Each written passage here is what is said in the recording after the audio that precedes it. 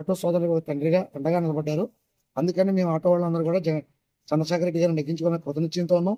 ఈ రోజు వచ్చినటువంటి ప్రభుత్వం అవకాశాన్ని బట్టి చంద్రబాబు నాయుడు ఎన్డీఏ కూటమిలో చేరి అతను ఏమన్నాడంటే, రేవంత్ రెడ్డి ఎలాగైతే హైదరాబాద్ లో ప్రజలకు ఉచిత బస్సు అన్నాడో, ఆ ఉచిత బస్సుని చంద్రబాబు నాయుడు అనౌన్స్ చేస్తున్నాడో అది మాకు మరీ వ్యతిరేకమైన పద్ధతి. జగన్మోహన్ రెడ్డి గారు వచ్చిన తర్వాత ఆటోలకి వెంటనే కేసులు రాయడం ఏమో చంద్రశేఖర రెడ్డి గారి నుంచి తగ్గింది. జగన్మోహన్ రెడ్డి ప్రభుత్వం వచ్చిన తర్వాత మాకు వాహనం ఎత్తడం జరిగింది. అంటే కులాలకు అతీతంగా ఎస్సీబీసీ మైనార్టీ అని చూడకుండా ఆటో సోదరులైన ప్రతి ఒక్కరికి కూడా, క్యాబ్ డ్రైవర్లు కూడా సంవత్సరానికి 10,000 చెప్పినాయి జగన్మోహన్ రెడ్డి ప్రభుత్వం వేయటం, జగన్మోహన్ రెడ్డి గారు మమ్మల్ని ఆదరించడం మాకు ఎంతో గొప్పది. దానికి తోడు ఇప్పుడు ఈరోజు ఒక మంచి వ్యక్తి, చదువుకున్న వ్యక్తి, ఒక వ్యాపారవేత్త సుగుణాలు కలిగినటువంటి శ్రీనివాస సుమణి గారు ఈ కాకినాడ ఎంపీగా పోటీ చేయడానికి రావటం మాకు ఎంతో అదృష్టంగా భావిస్తున్నాం. ఈ రోజు చంద్రశేఖర రెడ్డి గారు, శ్రీనివాస సుమణి గారు ఇద్దరు సూర్యచంద్రులాగా ఈ కాకినాడని, ఈ పార్లమెంట్ ని కాపాడతారని నేను నమ్ముచున్నాను.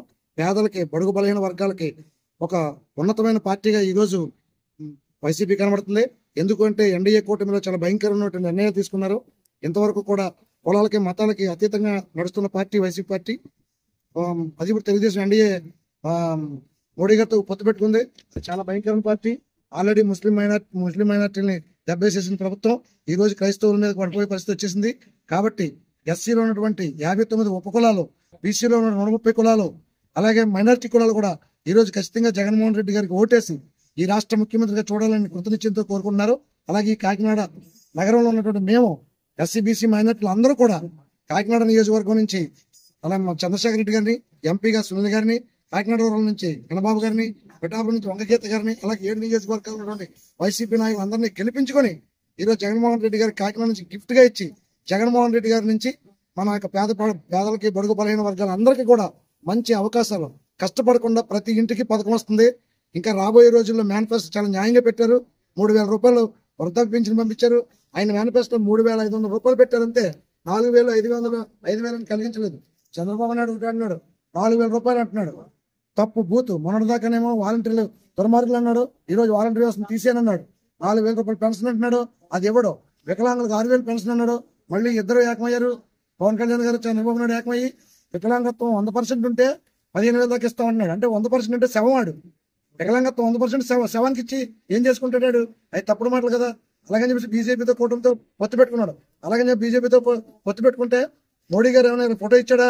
ఇవ్వలేదు. మేనిఫెస్టో రిలీజ్ చేసినప్పుడు వెంకయ్యనాయుడు తీసుకొచ్చారు.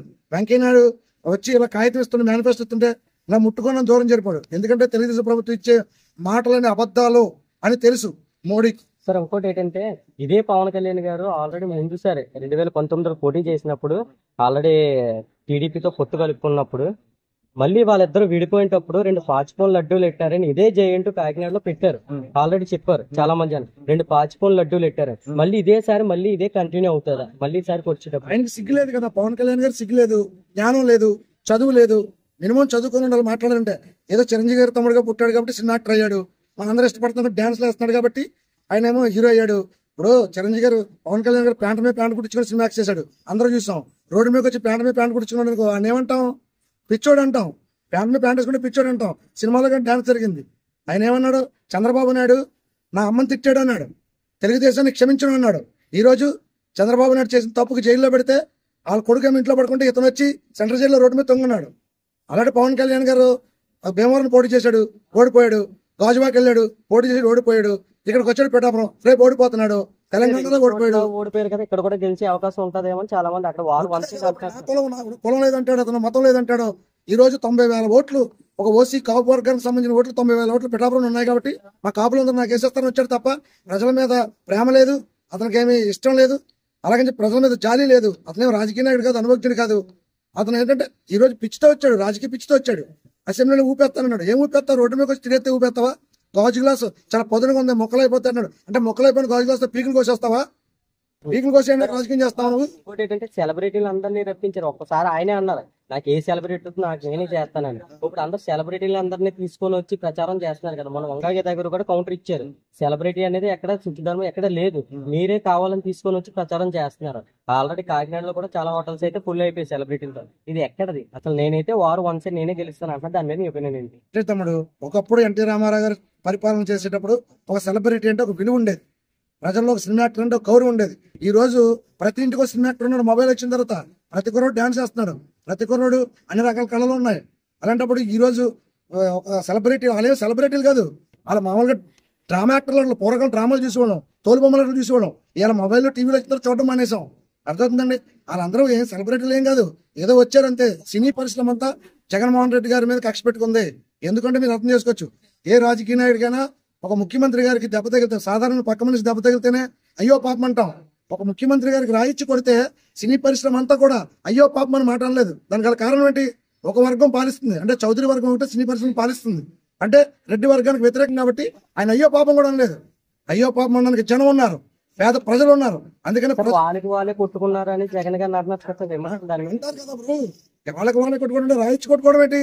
ఏదైనా గట్టిగా కర్రించుకొని కొట్టేసుకుని వాళ్ళని పడుకోవచ్చు కదా. రాయి తగిలిన ఆయన మానేలేదు కదా, ప్రజల మధ్యకి దూసుకొని వెళ్ళిపోయాడు. అయ్యో నాకు దెబ్బ తగిలింది, ఈ దెబ్బకి జాలి చూపించండి అనలేదు కదా ఆయన. కావాలని ఎవడో కొట్టాడు కుర్రాడు, వాళ్ళు కొట్టారు వీళ్ళు కొట్టారు పక్కన పెట్టండి. ఆయన దెబ్బ తగిలింది బాబు, ఈ జాలికి ఈ బొక్కకి నాకు ఓట్లైనా అడగలేదు కదా ఆయన. ఆయన వర్క్ ఏం చేసుకుంటూ పోయాడు. దానికి ఏదేదో రుద్దారు, ఆయన పట్టించుకోలేదు కాబట్టి అలాంటి పడతాడు. కుక్క మరుగుతుందండి, కొండకాయ ఉడిపోద్దా, ఇలా మురుగుతాయి, రేపు అడ్రస్ లేకుండా పోతాయి. మీకు అర్థమవుతుందా? అది పరిస్థితి. ఖచ్చితంగా జగన్మోహన్ రెడ్డి గారు 175 సీట్లకి 170 సీట్లు మినిమం కొట్టి తీరుతాడు. ఎందుకంటే ప్రజల గుండెల్లోకి వెళ్ళిన నాయకుడు. ఎందుకంటే 2 సంవత్సరాలు కోవిడ్ వచ్చింది. కోవిడ్ లో అందరూ ఎక్కడున్నారండి? ఈ పవన్ కళ్యాణ్ ఎక్కడున్నాడు? ఈ చంద్రబాబు నాయుడు ఎక్కడున్నాడు? ఫామ్ హౌస్ లో పడుకున్నారు.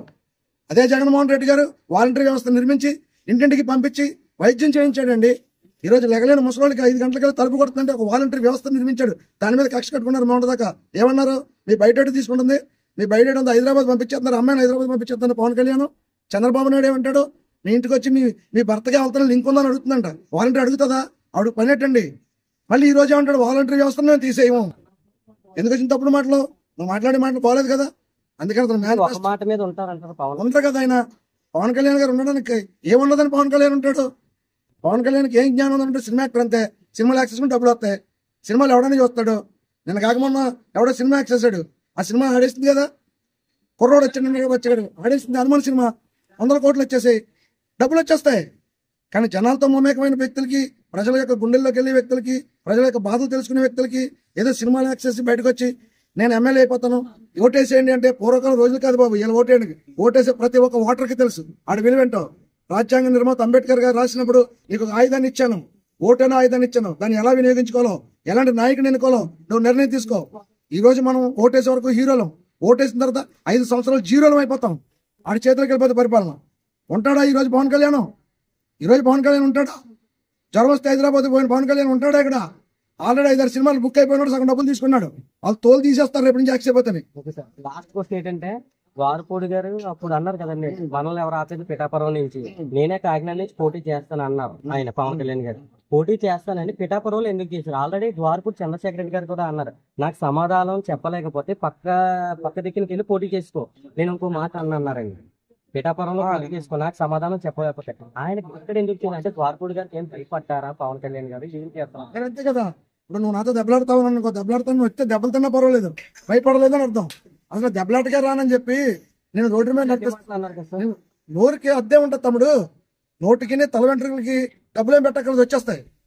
అవి ఊరికినే వచ్చేస్తా ఉంటాయి, నోటి మాటలు కూడా వచ్చేస్తాయి. అలాగే చంద్రశేఖర్ రెడ్డి అంటే ఏటో తెలియక మాట్లాడి మాటలయ్యి. చంద్రశేఖర్ రెడ్డి అంటే ఏటో తెలియక మాట్లాడాడు అంతే. సినిమాలో మాట్లాడతాడు డైలాగులు, కళ్ళజోడు పెట్టుకుని 100 మందిని కొట్టేస్తాడు సినిమాలోని. మనం 100 మందిని కొట్టేయగలమా? నేను కొట్టేస్తే కుర్రోడు ఏకమైతే కిందకి పోతాను నేను. పవన్ కళ్యాణ్ గారు 100 మందిని కొట్టేస్తాడు. ఆయన కళ్ళజోడు పగలతో, కాలు పగలతో, చెయ్యని నలగదు. అది సినిమా. అది అలాగనుకున్నాడు. రాజకీయం కాదు కాదు, ఇది చాలా భయంకరమైన పోరాటం. జనాల గుండెల్లో చొచ్చుకుపోవాలి, రాజకీయం తెలియాలి, గుండె ధైర్యం ఉండాలి, దమ్ము ఉండాలి, సత్తా ఉండాలి. అలాంటి సత్తా ఉన్న నాయకుడు జగన్మోహన్ రెడ్డి గారు. 16 నెలలు జైల్లో పెట్టించి ఎంత ఇబ్బంది పెట్టారు. ఎన్ని జైల్లో ఉండి బయటకు వచ్చి 51 సీట్లు చంద్రబాబు నాయుడు నువ్వెంతని చేసి దమ్మున్న సత్తా 51 సీట్లు పట్టుకొచ్చాడు. రెండో రోజు అసలు ఏమన్నది సోనియా గాంధీ, నా తండ్రి చచ్చిపోతే నేను జనాల్లోకి వెళ్తానన్నది అన్నాడు జగన్మోహన్ రెడ్డి గారు. వెళ్ళడానికి వీల్లేదంది.